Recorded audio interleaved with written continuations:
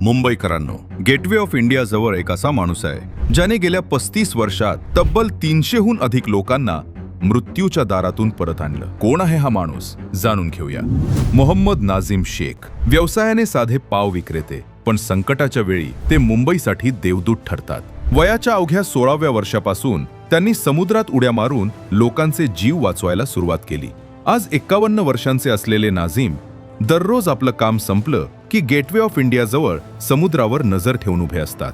एखादं मूल पाण्यात पडलं, कुणी सेल्फीच्या नादात वाहून गेलं किंवा भरतीत अडकला, नाझीम एक क्षणचा विचार न करता समुद्रात उडी घेतात. आजवर त्यांनी 300हून अधिक लोकांचे प्राण वाचवले, तर अनेक मृतदेहही बाहेर काढले.